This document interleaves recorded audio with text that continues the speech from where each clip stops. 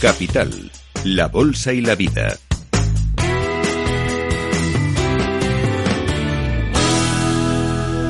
Laura Blanco. En los próximos minutos charlamos con David Cano. David, gracias por acompañarnos en Capital Radio. Gracias a ti, es un placer. Hoy le presentamos como autor de Fundamentos de Economía Financiera, Gestión de Carteras y Finanzas del Comportamiento, el último libro que usted ha publicado. Tradicionalmente le presentamos como socio director de AFI, pero hoy también como autor de un libro que ¿a quién está dirigido? ¿Está dirigido a los gestores? ¿Está dirigido a los estudiantes? ¿O está dirigido al inversor? Wow, buena pregunta. Yo diría que en origen está dirigido a los estudiantes. De hecho, este es un libro que he escrito con lo que doy en mis clases en el máster de finanzas que tenemos en AFI y en distinta formación. Pero es verdad que ahora, a tu pregunta, yo me planteo, bueno, ¿y quién son los alumnos de nuestros cursos? Y es verdad que hay de todo. Hay gente o chavales que están estudiando la carrera, pero es verdad que también hay gestores profesionales que en ocasiones necesitan, bueno, pues profundizar o confirmar algunas variables técnicas, y es verdad que también hay, bueno, pues interesados en el mundo de la economía y de las finanzas, ¿no? Por lo tanto, voy a ampliar la respuesta y voy a decir que puede ser válido para todo aquel que esté interesado en los mercados financieros, en el funcionamiento de los mercados, en la gestión de carteras. Es evidente, o sí que es verdad, que un poco de base ya hay que tener, pero bueno, no creo que sea demasiado necesario una base demasiado extensa para leer el libro. Pues ahora le voy a preguntar como si nos escuchara un gestor de carteras. Y entonces le pregunto, usted en el libro habla, sí, del backtesting, que es lo conocemos perfectamente en el marco de los mercados financieros, el análisis de la evolución histórica del precio de un activo, pero usted también apunta al stress testing, ¿no? A someter a una perturbación extrema la cartera con la que estamos trabajando. ¿Un gestor siempre somete a un stress testing la cartera con la que está trabajando? Sí, yo diría que sí. Nosotros lo hacemos, con quienes nosotros hablamos y trabajamos, sí se hace. Y al final se determina, por ejemplo, el value at risk, el valor en riesgo, que es, en un caso hipotético de que los mercados tuvieran un comportamiento muy negativo, ese que pueden tener solo una vez cada 20 años en media, ¿qué es lo que le pasaría a mi cartera? Sí que es muy importante, por lo tanto, analizar esa cola izquierda de la función de distribución de los rendimientos y tratar de minimizar el impacto negativo de esas perturbaciones. Yo me acuerdo hace unos años, cuando yo empezaba en esto, no había tantos casos de stress test, y lo que había que hacer, bueno, supongamos que, bueno, hoy todo ha cambiado, porque hoy no tenemos que suponer que quiebre un gran banco, hoy no tenemos que suponer que haya una guerra, hoy no tenemos que suponer una crisis COVID. A lo que voy es que claro que hay que hacer el ejercicio de stress test, es absolutamente obligatorio, pero ahora tal vez no hay que inventárselos, los escenarios, porque, por desgracia, en los últimos 20 años hemos tenido muchos. Y por lo tanto lo que hacen muchos gestores es, esta cartera que yo quiero construir, ver qué hubiera pasado con ella en 2008. Ver qué hubiera pasado con ella en marzo o abril del 2020. Ver qué hubiera pasado con ella en el año 2022, porque ahí encontramos momentos en el que los mercados financieros han experimentado una perturbación que está muy por encima de lo que en los peores escenarios teóricos se podían haber producido. Eso es el stress test, es ver qué pasa en los momentos súper complicados. Alguien puede decir, bueno, y el próximo stress test, ¿cuál va a ser y por qué va a estar provocado? Bueno, evidentemente ahí podemos ir. No, la duda que me planteo es si sería adecuado que un gestor, un equipo de gestión o una gestora compartiese con sus partícipes el resultado de un test de estrés. Sí, para mí lo es. Lo que pasa es que esto es lo que llamamos las verdades incómodas, ¿no? Cuando tú vas a hacer un cliente o cuando tú estás con un cliente, pues te interesa más, y a él también seguramente le interesa más que le cuentes el escenario de rentabilidad, los momentos buenos, bueno, pero también hay que contarle que pueden suceder elementos negativos y que puede haber escenarios negativos, y porque además, que es algo de lo que cuento bastante, hay una asimetría. O sea, lo normal es que los mercados financieros, en una cartera diversificada, en 3 de cada 4 años lo normal es que ganes. Y lo normal es que ganes un 5,5% anualizado. Pero el año malo pierdes más de lo que ganas en un año bueno. Igual en un año malo pierdes lo que has ganado en 2 años en 2 años buenos. Pero es que además ese escenario de stress test que debería producirse en 1 de cada 20 años, pues igual pierdes lo que has ganado en 3 o 4 años. Y además lo que nos ha pasado en los últimos años es que esos escenarios tan negativos que, insisto, deberían producirse 1 de cada 20 años, se han producido 1 de cada 5 años, ¿no? No es cómoda esta conversación. Si tengo que decir, oye, vamos a invertir y te empiezo a contar los problemas, y te empiezo a contar el stress test, y te empiezo a contar... Déjame que ponga un ejemplo muy personal. Es como cuando intentas, oye, pues ligar con una persona, claro, y en vez de contarle tus cosas buenas, le cuentas tus cosas malas. Por la mañana me levanto y pues estoy insoportable, ¿no? O sea que, así es complicado. Eso sí, si consigues convencerle, pues es una relación a muy largo plazo, que eso es lo que debería ser, porque la inversión en los mercados financieros es a largo plazo, y el binomio rentabilidad-riesgo es a largo plazo, y los fundamentos se producen a largo plazo, pero a corto plazo no siempre las cosas van como a uno le gustaría. En uno de los momentos del libro usted explica que el riesgo es lo alejado que está el activo del comportamiento medio. Exacto. Así es como tenemos que entender nosotros el riesgo. Eso es. Vamos a ver, exacto, desde el punto de vista es muy buena. Si un activo todos los días cayera un 0,03%, o todos los días, o todos los meses, o todos los años cayese un 1%, no es arriesgado. Lo que es arriesgado, y si un activo sube todos los años un 1%, tampoco. O si todos los años sube un 5%, tampoco es arriesgado. Lo que es riesgo es la incertidumbre sobre la variabilidad. Que un año suba un 5 y otro año caiga un 5. Que un día suba un 7 y otro día caiga un 7. Ese es el concepto de riesgo. Cómo de dispersa es la función de distribución de los rendimientos. Es consciente, y ahora me pongo en la piel del inversor. ¿El inversor es consciente de las 3 R's? Lo que usted explica en el libro como el riesgo de liquidez, el riesgo de crédito y el riesgo de mercado. Más allá del riesgo de inflación, que probablemente si el libro usted lo hubiera publicado hace 10 años no hubiera incluido el apunte sobre el riesgo de inflación. Sí. Yo creo que, bueno, son conscientes, evidentemente va a depender del grado. Si saben qué son, a ver, David, cuando yo le pregunto si son conscientes, si saben bien qué son y saben qué exposición tienen realmente a ello, porque sepan. No sé si el inversor realmente lo que hace es delegar y confiar en un gestor y realmente no tiene que saber todo lo que se cuenta en el libro porque confía en que alguien Exacto, sí lo sabe. Pues yo creo que parcialmente de acuerdo, y cuando antes me preguntabas a quién va destinado este libro, bueno, también va destinado a profesionales donde tampoco tenemos del todo claro que siempre se tengan bien medidas el riesgo de crédito, el riesgo de mercado y también el riesgo de liquidez. Y el riesgo de liquidez no solo se limita a los mercados privados, al private equity, también lo estamos viendo en los activos cotizados. En el mercado de renta fija, lo que estamos viendo es que el volumen diario de negociación en los bonos es menor que tiempos atrás, tal vez porque una parte importante de la cartera de bonos los tienen los bancos centrales, pero también porque está disminuyendo el censo de operadores en el mercado de renta fija, y también porque los bancos, ante unas normativas de solvencia mucho más rigurosas, están haciendo mucho menos trading. Y eso también pasa en renta variable.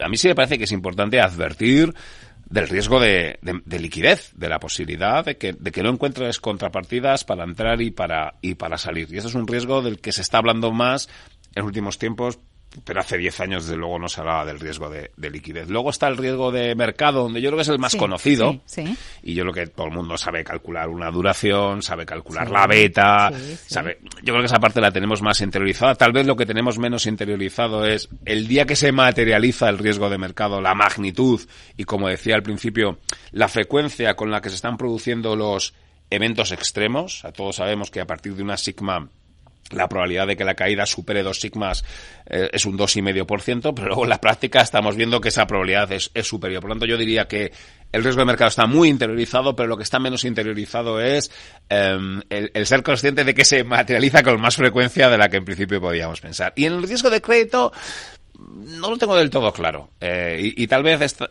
en este momento del tiempo donde no está habiendo impagos, donde no está habiendo defaults, creo que... Sí, a pesar de las subidas de tipos de interés, porque fíjese usted, hace un año, por ejemplo, si hubiéramos hablado en el año 2023 sobre esto, hubiéramos comentado, bueno, con las subidas de tipos de interés se ha elevado el riesgo de quiebra de compañías, impagos de algunas emisiones que se hayan realizado, ya no solo de la parte soberana, que esa parece que la vinculamos más a la crisis financiera, ¿no?, sino de la parte corporativa. Sí, y no está viendo. Entonces yo diría que, aunque todo el mundo tenemos bien interiorizado lo que es el riesgo de crédito, como no lo estamos viendo últimamente, Yo creo que ahora no preocupa el riesgo de crédito y además lo estamos viendo en los mercados. Hoy el riesgo de crédito no se está pagando como debería. El spread del investment grade o el diferencial del high yield están por debajo de las medias históricas, ¿no? Y eso demuestra que al final el inversor no es del todo consciente de la existencia actual del riesgo de crédito. Bueno, y luego esto entra en contacto en algún punto con la diversificación, porque usted también habla en el libro de la diversificación y la importancia de protegerse vía diversificación, lo cual a su vez nos limita a aprovechar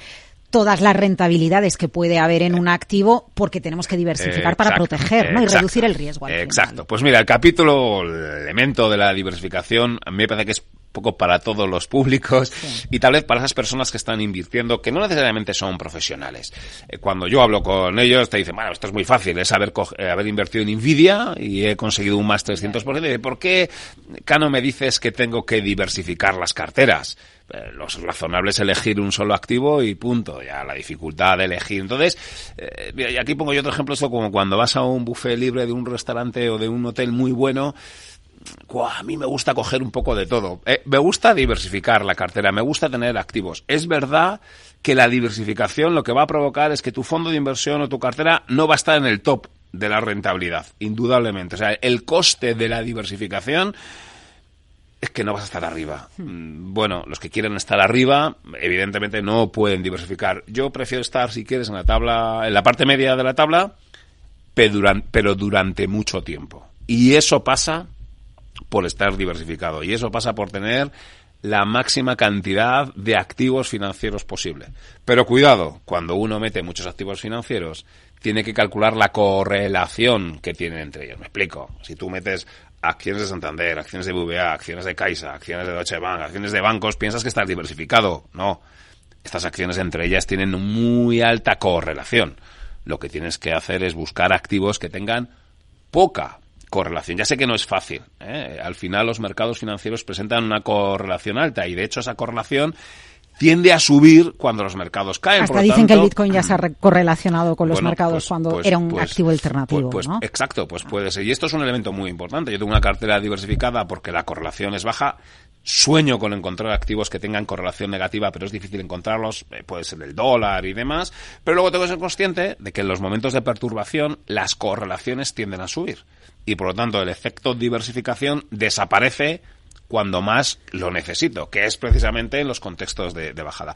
Bueno, este es el tipo de cosas que cuento, ¿no? De cómo hay que buscar activos negativamente correlacionados. Eso no es fácil encontrarlos, que las correlaciones no son constantes, que tienden a subir en los momentos de caídas y por lo tanto hay veces que la diversificación es un poco perversa porque desaparece precisamente cuando más las necesitas y lo que nos pasó en el año 2022 fue un ejemplo clarísimo. No hubo sitio en el que resguardarnos porque prácticamente todo cayó porque no hubo el efecto diversificación. Y que es verdad que alguno dirá que diversificar es de cobardes, porque al final no te atreves a invertir en un único activo. Digo, pues es verdad.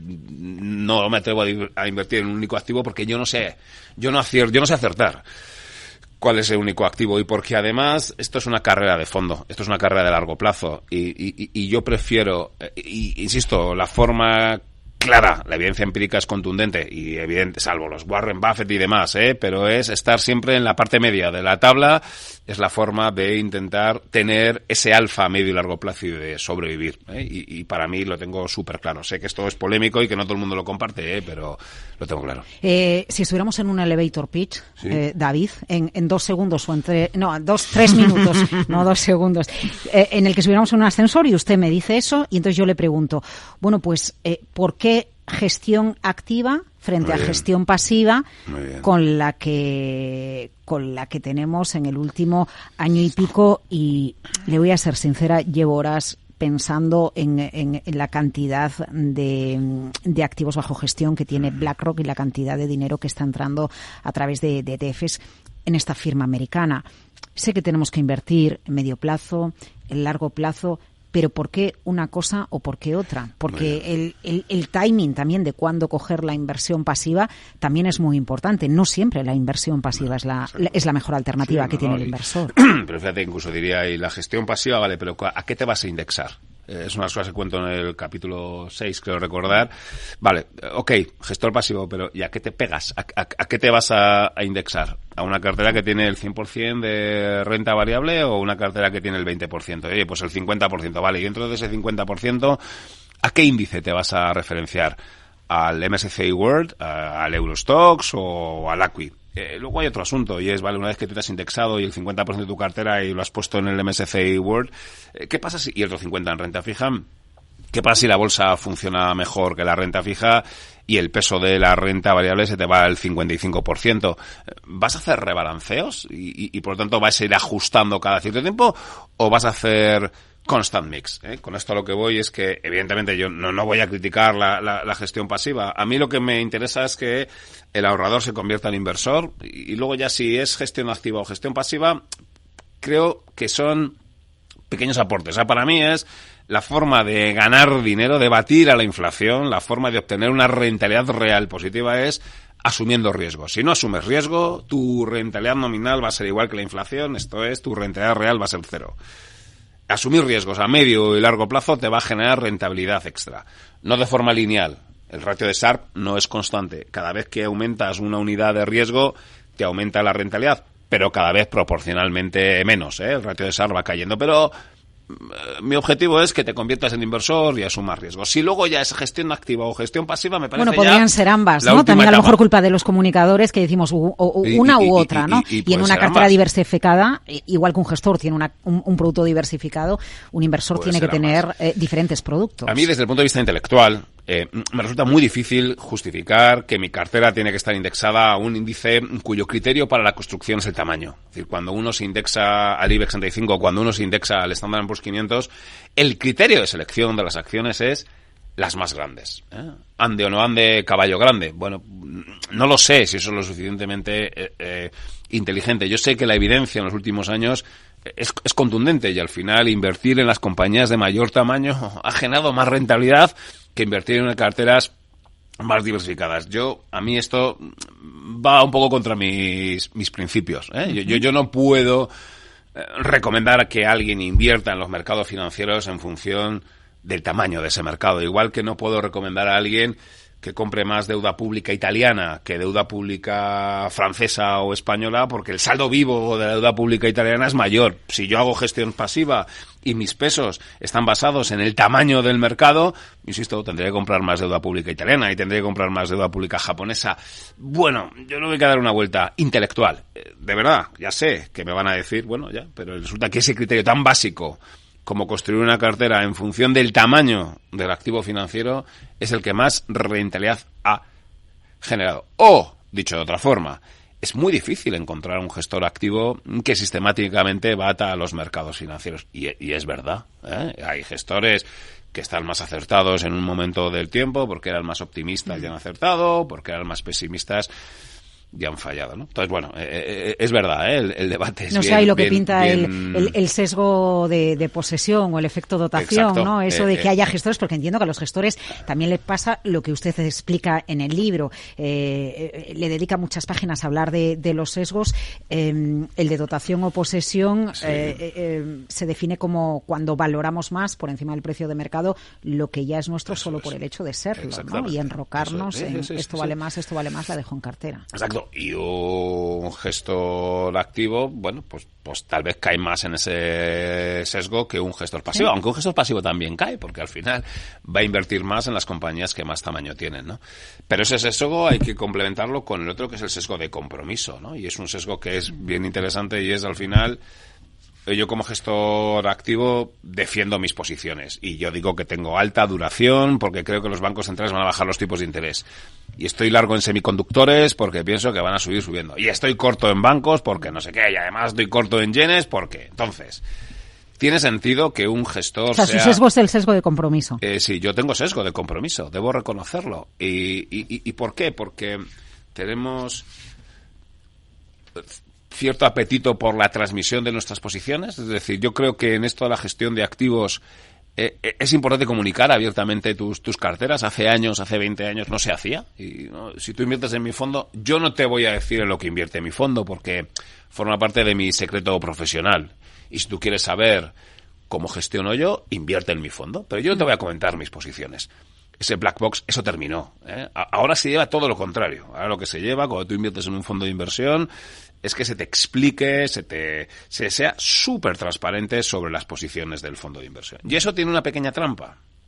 Porque si yo soy muy transparente y si yo he sido más o menos vehemente defendiendo mis posiciones y si he dicho que hay que invertir en banca española o te he dicho que hay que invertir en bolsa japonesa o te he dicho que hay que evitar y he sido muy vehemente, al ser humano luego nos va a costar mucho cambiar de opinión.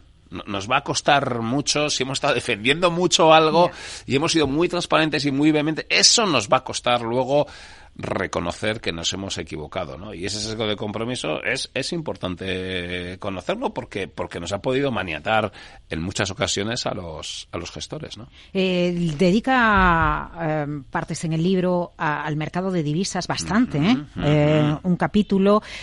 También a la calidad de la gestión de carteras. Yo me preguntaba cuando lo leía, ¿cómo mido yo la calidad de mi gestor? ¿No? A ver, sí, ¿qué tengo que saber como inversora? Pero también me ha gustado el tema de la confusión que tenemos a veces entre correlación y causalidad. Oh, excelente.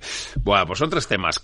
Ese es el error más como un típico gráfico. En el eje de las X pongo una variable financiera y en el eje de ordenadas pongo otra variable financiera y como los dos se mueven en la misma dirección, pienso que la del eje de la X causa el eje de la Y. Bueno, pues no tiene por qué ser así. Hay que calcular un test de causalidad. Este es el error más común y también profesional, ¿no? Voy a poner un ejemplo que es distinto, que no es los mercados financieros, pero hay una correlación muy clara entre el helado, cantidad de helado que se vende y el número de ahogados que se producen en las piscinas. Y el gráfico de correlación es clarísimo. Cuantos más helados se compran, más gente se muere ahogada. Y entonces, wow, eso es porque tomas mucho helado y entonces, no sé, se te corta la digestión. Entonces la gente intenta buscar causa-efecto. ¿Qué va?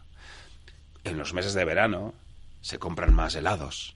Y en los meses de verano es cuando más va la gente a la piscina y por lo tanto más se ahoga. A lo que voy, lo que verdaderamente es la causalidad es el verano, que es lo que provoca que tomamos más helado y que nos ahoguemos más en las piscinas. Pero el tomar helado no aumenta los ahogamientos. A eso es a lo que voy.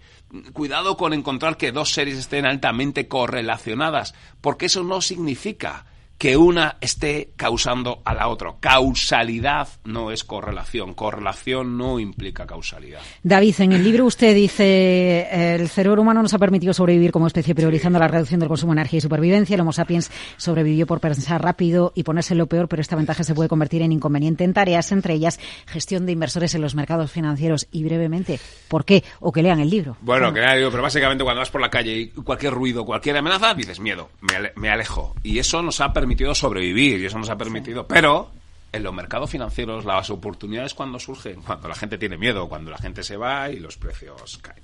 Fundamentos de economía financiera, gestión de carteras y finanzas del comportamiento. Yo seguiría horas hablando con David Cano. Muchísimas gracias y enhorabuena por el libro, se aprende mucho. Muchísimas hasta la próxima, gracias, David. Gracias, Laura. Capital, la bolsa y la vida.